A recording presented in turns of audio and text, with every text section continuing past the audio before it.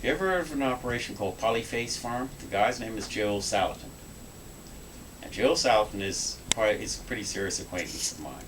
And he is a pretty radical dude. But he reinvented pasture poultry. I was doing that as a kid, right? I mean, because Bermuda was much more rural. I had pens that I used to move around as a kid. But it's now become the big rage, you know, and it's being done on a commercial basis. But Joe Salatin just finished, he's got an article we printed it in our magazine that we produce. I've got the distinction of being, this is a bit odd. Before I took the position, I said, "You sure you guys want me to do it? Be the president of the American Pasture Poultry Producers Association? I don't speak like you lot, and I'm definitely don't pay taxes, right?" But so you get guys. Have you seen Food Inc., the movie? Yes. Okay, see the good guy at the end, and you walk down. This guy's got like cowboy hat Yes. on glasses. That's Joe, right? Okay. And I probably speak with Joe every couple of weeks. Because he's on our board of directors of this whole thing. We got about 700 members in this thing, right, throughout North America and throughout the world. You know, and Big Ag is getting a bit. They're doing anything they can to shut us down because we're growing a good product. So once you check that Eat Wild and all that, it'll blow your mind, right? So, but Joel has basically in this article, and it basically said, you know, this is what we have now in obesity and type 2 diabetes is unprecedented in human civilization.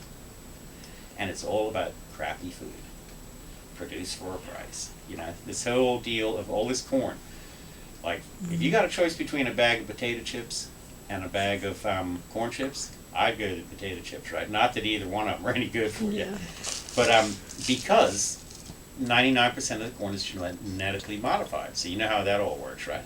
Yes. And it's, you know, they throw the gene in there and it can absorb Roundup. I mean, it's just astounding. There's another movie you should see. It's called King Corn. That'll blow your mind too. It's pretty funny too. It's a low budget flick. I didn't Check get it to out see that one. It's pretty cool. Check it out. You will laugh, but it's pretty harsh too. You know, because they basically start with you are what you eat. So what you got now is, so you got all this obesity going on. It just blows my mind. I was just downtown, you know, and I said, really, you know, you just cannot be, you know, you're not going to last long like that, you know. And I mean, I just find it horrendous, you know. And then the whole diabetes thing. I mean, what is the cost to us in, you know, healthcare and all this sort of stuff? I mean, none of that is. They kind of sweep that under the carpet a lot, I think.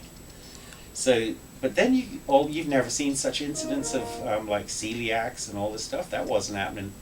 I mean, that wasn't happening too long ago. Very few people were, you know, allergic to all that stuff. And I think they're largely. I think what's pushed that is the fact that the grain that they were getting was pretty nuked up, you know, with God knows what in it. And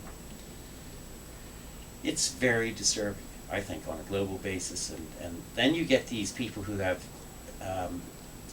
you know, there's a whole bunch of lawsuits going down because the genetically modified pollen goes on to other people. Now, I'll give you the layman's terms on how this is explained. And the GM people who pollute your crop with their garbage, with their GM pollens and whatever. So this is the simplest way to explain it. So, okay, I buy a house. You buy a house, Nesta, on your house is 123 Oak Street, USA. Okay, and I already live in 124. Okay. And you and we've got two white houses here, right? And you decide, no, man, I'm going to spray mine purple, right? So you paint it purple. And well, what happens? So now my house has got all this purple spray all over it, right? And then this is how Monsanto and these guys are handy. And they want to come, you know, you're kicking up because, you know, your house is all covered in purple, right? And I'm coming after you because you stole my paint. I mean, it is just ridiculous. And, you know, and it's big agriculture, and it's a real threat. I mean, that's how it is. So the overspray goes onto your house. I should be responsible for that. But no, they come after you. You come after me. Or I come after you for stealing because you stole my paint. And you know, you saw all that in Food Inc., you know. But I mean, that's the in a nutshell thing. I mean, it really stinks. Really stinks. I mean, you look at the suicides in India over GM cottonseed. Do you know much about that? very tens little of bit. thousands of these guys. Basically, they put their land on the line to, get these seeds. You can't keep the seeds like they've done for decades, right? And they just lose it, man. Bam. I mean, thousands of, tens of thousands of them. If they promise you all these great yields, but what they forget to tell you is you need like 4 times as much water, and and it really stings.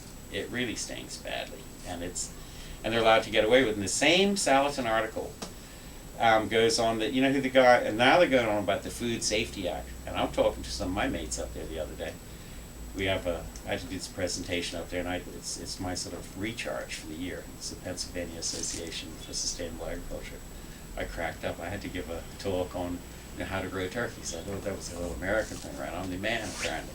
So, but I was talking to farmers up there who are so ticked off about this thing because it is so ridiculous that they're talking about, you know what? Maybe we shouldn't plant. Maybe we should go on strike. But there'll always be some guy who will do it, and because farmers aren't known for, as a general rule, they're a pretty independent group, and so. But when you start hearing people talking like that, it's cause for some concern, yeah, wouldn't you say? Definitely. Yeah, man. But so I'm a little on the edge about all that stuff. I mean, I get some pretty great information. I mean, I'm constantly getting information from all these people,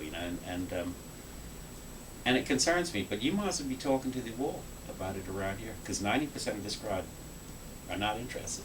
They want cheap this, they want cheap that, but it's all a question of you're getting what you pay for. It is that simple. Hey, I could go out with, it's just, and it's all conscious. But the guy that got heading up this thing, Obama's got heading this thing up, was like the legal beagle for Monsanto who pushed all the GM stuff through. Really? It's just corrupt, man. It's corrupt. And you've probably heard all the issues of not labeling GM products in the States. They're pretty big on it in Europe, I mean, really? You have a right to know that. We have a right to know that. And it's going to win. But, I mean, it's just, to deny the public that right, I think is just outrageous. Absolutely outrageous. So you got that whole thing going on. You got, do you know where 70% of the antibiotics that are consumed in North America are used? This will blow your mind. The feed? They are fed to supposedly healthy animals. 70% of them.